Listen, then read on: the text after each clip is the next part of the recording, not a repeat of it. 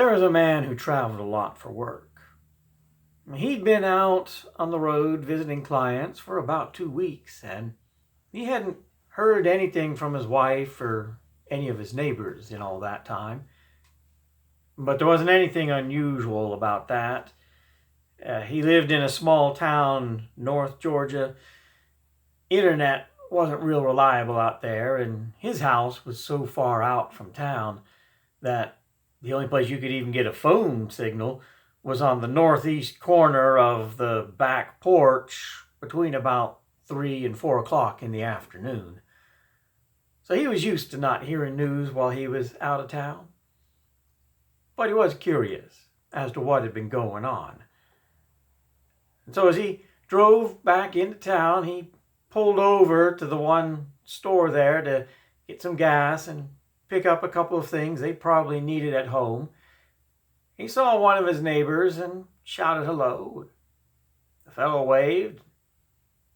Well, the man told him a bit about being on the road and where he'd been, and then he asked his neighbor, "So what's been happening here in town while I've been gone?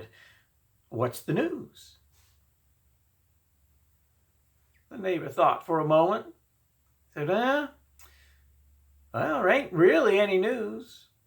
It's been real quiet around here last couple of weeks. There ain't no news at all. Well, except I guess you probably haven't heard about your dog." I said, "Well, my dog? Well, what about my dog?" Well, your dog died." "Yeah, other than that, there ain't been no news." "My dog died? What happened to my dog? How'd he die?"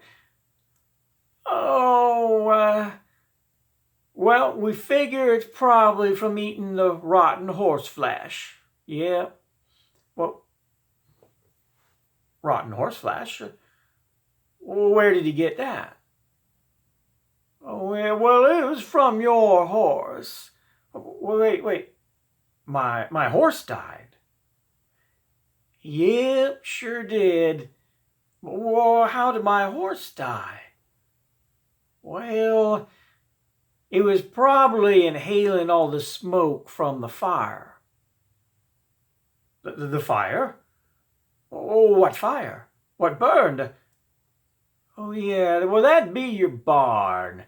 Yep, your barn burned down, and we was trying to get all the animals out, but the horse, he's way back in the back, and by the time we got to him, he'd breathed in a lot of that smoke, and, well, it just proved too much. He died, and, well, before we could get him disposed of, well, the dog got at it, and, well, the dog died too. But other than that, there ain't been no news." Wait. My horse died? My dog died? And my barn burned down? Oh, how did my barn burn down? Oh, well, we figure it was probably sparks coming over from the house, because it was a windy night." Sparks from the house?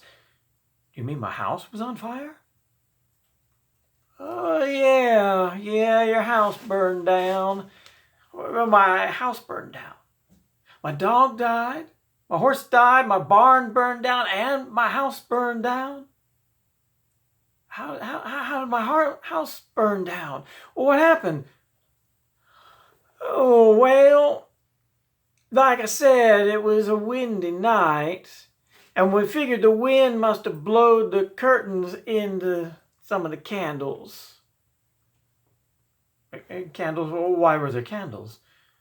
Well, around the coffin. The coffin? Whose coffin? Who died? Oh, well, that'd be your mama.